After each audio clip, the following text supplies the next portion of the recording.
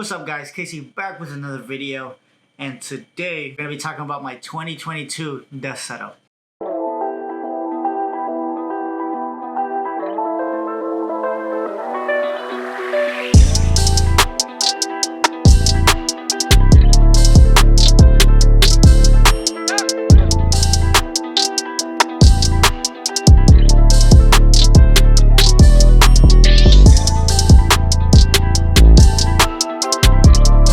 So not too long ago, I decided to get rid of my old desk. If you see in my previous videos, I had a all custom made desk that I made myself from just wood and other parts that I got from Home Depot. Custom made the length, I forgot how long it was, but if I remember or I get like a clear photo of it, I'll throw it up on the screen right here. It was a pretty big desk because I wanted a lot of real estate and a lot of space to add stuff to my setup, but I found that it was way too big. Not way too big, but the bigger it was, the more stuff I just kind of threw on there and the messier it got. So like probably like every 2 days I would see just like a clutter of a bunch of random stuff just on my desk that it would take me forever to clean up, and I feel like I wouldn't be productive. I decided to go with this desk from Office Depot. It is a standing desk, but it's a manual standing desk. Right here is a little button that I have to push and hold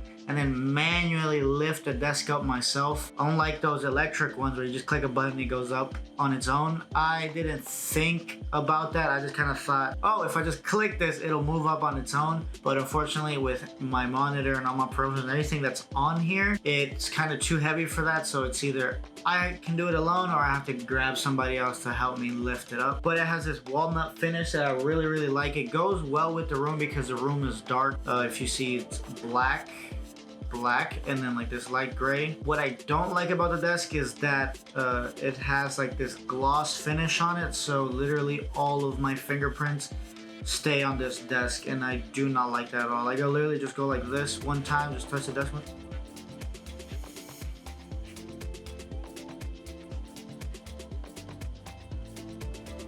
I would literally just put my fingers on the desk and my whole freaking palm would just be imprinted all over the desk. That's something I don't like. I could just wipe it off, but then I have to consistently wipe off the desk, and I do not feel like doing that, especially from already a lazy person. I got this desk from Office Depot. I think it was around $300 to $400 if I'm not mistaken.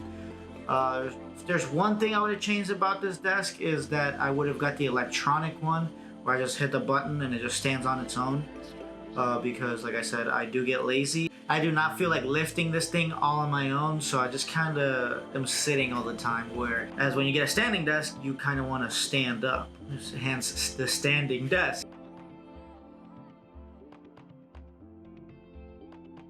Moving on to the next thing on my desk setup is this beautiful LG 34-inch ultra-wide curved monitor.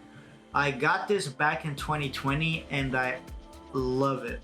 It's big enough to where I can do multiple things on it, like if I need to use Photoshop, Lightroom, or if I just need to go from Photoshop to, let's say, my browser like Google Chrome or something, or if I'm just watching a YouTube video while I'm checking emails. Like, it's just, I can do a bunch of things on here where I can split the screen in a multitude of ways where I could just do multiple things at one time. 21:9 aspect ratio, 60 hertz refresh rate. It has a USB-C, 2 HDMI ports, 2 USB 3 ports in the back, so it has everything that I need to connect it if I need to connect it to my laptop or just any other monitor in general, if I want a dual setup, or just or if I even need to set it up to the camera for any sort of which reason, I use it for that. This fucking light's not even directly on me. Couldn't recommend this monitor enough. I love it. Just, it has held up really well for me, but I do plan on upgrading it in the near future, just because the one thing is the refresh rate. It is a little bit slow compared to like this iPad, where it's a lot faster, and I'm kind of getting used to that now. So I do kind of want a faster monitor, and for some reason this doesn't hold up colors the best. So I'll be editing on here, and then say I connect my MacBook to it. Once I connect it, the colors are a completely different thing, and I do not like that. I don't know if I didn't calibrate it right, or if it's just a monitor itself, but that's one thing that I do not like about it.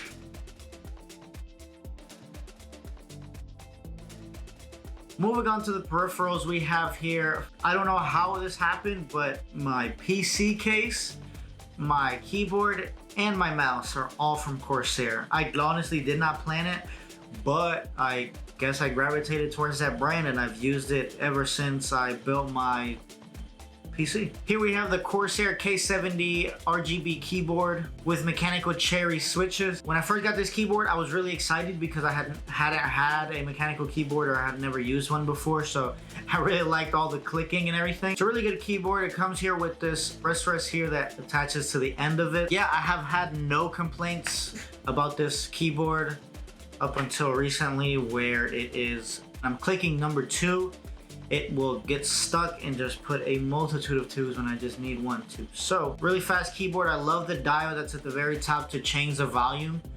So instead of like when I had it connected to my speaker, instead of grabbing a remote or just doing it manually like on the computer, I just would roll that up or down to change the volume, and that's really, really helpful when you're trying to move pretty fast. And for the mouse, we have the Corsair Glaive RGB Pro mouse. I could not have chosen a better mouse for myself, honestly. With all the buttons and configurations and edits that I'm able to do with this mouse, it's an absolute killer for me.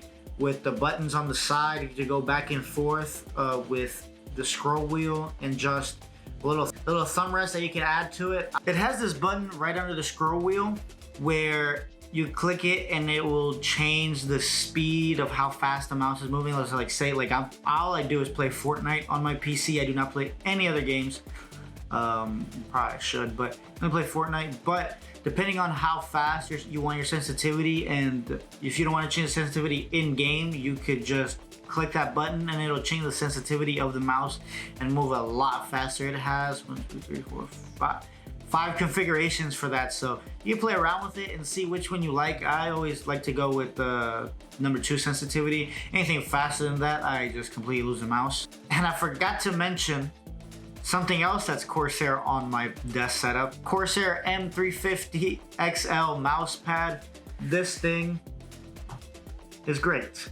It's a little dirty now because I have ate on this desk and just spilt a bunch of stuff on it, but it's really good because it covers a wide area. It fits my big old keyboard and the mouse completely, so it will never just like fall off. And I've never intended on getting just a little mouse pad. If I'm gonna get something, I want everything to connect, because when I'm moving, I feel like that little mouse pad is just not gonna be enough surface area, and I'm just gonna keep falling out of it. So that's why I got this XL mouse pad. Like I said, it's really big. And it fits a lot of stuff on it, so it's really good if anybody just does not like those little mouse pads. I really recommend this. And it also will cover your desk. If you're moving the mouse everywhere, you don't want to scratch up your desk, especially if it's something like mine where it's like a gloss finish that every scratch fingerprint will show up. So I think getting something this wide and covering a really large surface area is a really good idea.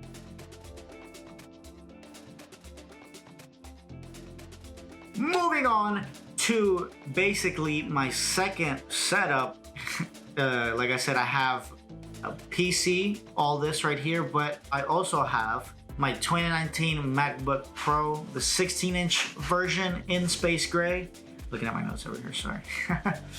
I got this back in 2020 at the same time with my monitor. I know, balling. But I realized that when I started editing on this thing was just way faster than my PC. So I kind of abandoned my PC from editing photos and videos and just strictly stuck to my MacBook.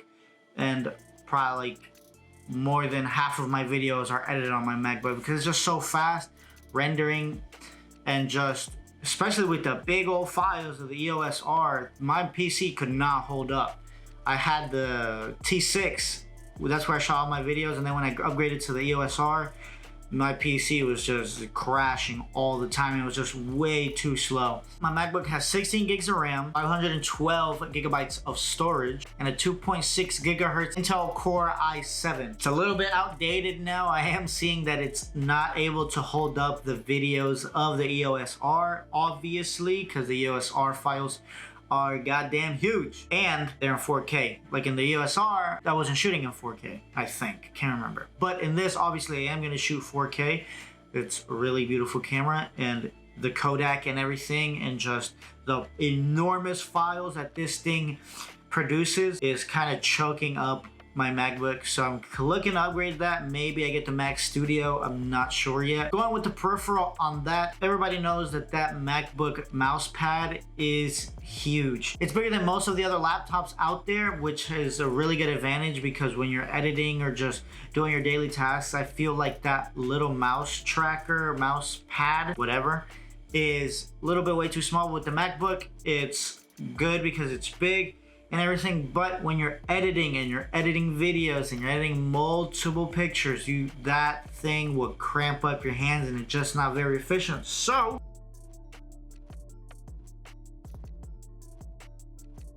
I got gifted, I think, the Logitech MX Master 3. This mouse, you see it in every setup video, every tech YouTuber, everybody recommends this mouse. And there's a reason for it. This thing is a good build, great design, and just the comfortability on your hand is great. I actually dropped this thing once when I was leaving my friend's apartment, and I thought I broke it. I was so devastated. The right clicker was stuck for the longest time. I was like, oh my god, this thing doesn't even work anymore. But recently, not too long ago, I just decided to, why don't I just like pull it apart? Maybe it's just a little bit stuck. And come to find out, it was literally just stuck, and all I needed to do was pull it apart. And it was like that for like 3-6 months, where I could not use my right clicker. It has 2 scroll wheels. The one on the side is great because when I'm moving through my timeline editing a video, I could just scroll with that and just move back and forth real smooth. And with the other, they're both aluminum scroll wheels, so that's a really good design because it's heavy and you just know it's there. Also has this, where your thumb is at, this is also a button. So when I want to change from one application to another, like let's say Photoshop to Premiere Pro, or like Google Chrome to Premiere Pro, I could just literally click that and it'll already change it for me. There's also these buttons on the side that you can go back, you could use it to go back and forth on pages, like say, Google Chrome, Safari, whatever. You click one link and then you want to get back out of it, you just click that one. So it comes with a USB 3. I lost that thing, I think it's connected to my PC, but I haven't looked for it. The battery life on this thing is amazing. I literally just charge it once. You full charge, and I could probably use it for like a week or longer. I don't know how it lasts me that long, but it lasts me a really, really long time. And like I said, especially if you're on the go, like you travel a lot and you're editing all the time, I couldn't recommend this mouse enough.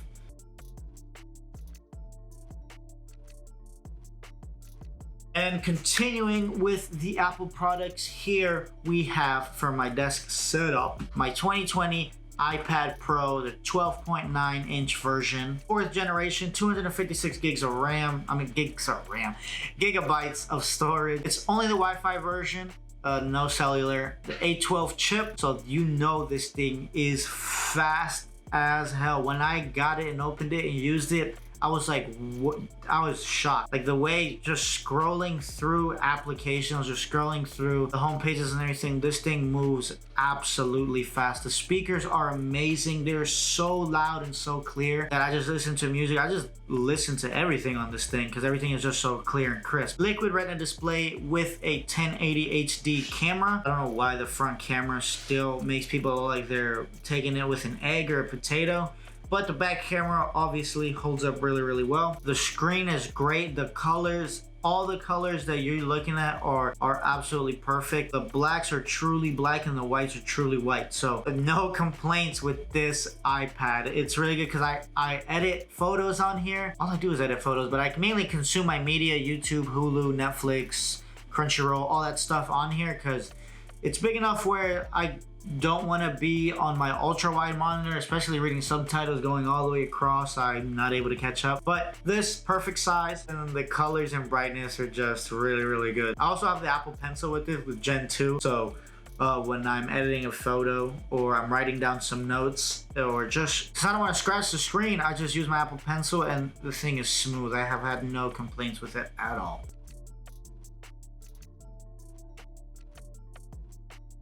Moving on to the next thing we have here is my Orbit Key Nest that I also got gifted for my birthday, I believe. It's $110, includes wireless charging, and it doubles as an organizer. So it's a wireless charger and an organizer. You can throw your keys, wallet, miscellaneous pocket knives on it when you get home and just throw it on there and forget about it instead of having it just scattered everywhere and losing it. And I need to do a better job of doing that because I still lose stuff on my own. But it also has organizer itself where you can organize it and configure it to any way you want. I have a deck of cards in there, some charging cables. It also brings these dividers where you could just design it the way you want. Also, it has these pockets on the top where you could put in business cards, a note card, and just these other little miscellaneous things that you don't want laying out. The top does come off, so if you just want a full clean display out right there, the top comes completely off. And it also has a strap at the top where once you close it, you can put a book, like your little notebook, in there and it'll hold it. And it also has a pen holder, so you can put your Apple Pencil in there or just a pen that you carry, slide it in there and it'll carry it, and boom, you're gone. All the little stuff that you don't want to carry in your pocket, you could put in there. AirPods, pocket knives, like I said, coins. Fly the flag. And if you want to be more organized, I couldn't recommend that thing enough. I couldn't recommend any of the stuff in this video. That's why I'm making. I couldn't recommend it more if I'm making this video. But yeah, that's the Orbit Key Nest, and I have it in, there's two colors. I got it in black, but there's also a gray version that's really nice and really clean.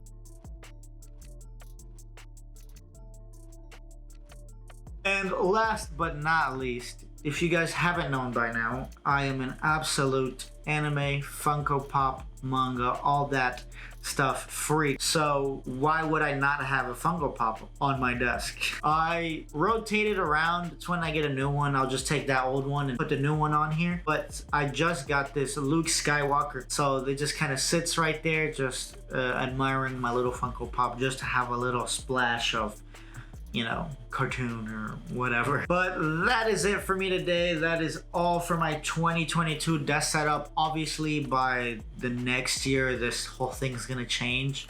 I'll probably do separate videos of separate things that I'm getting, or I'll just make a whole new 2023 desk setup video. But I'm pretty sure this desk setup will change by next year because I'm always changing stuff out, changing things around. If you guys did enjoy this video, make sure to like, comment, and subscribe. Hit that post notification bell to be notified when I post a new video. And I'll catch you in the next video.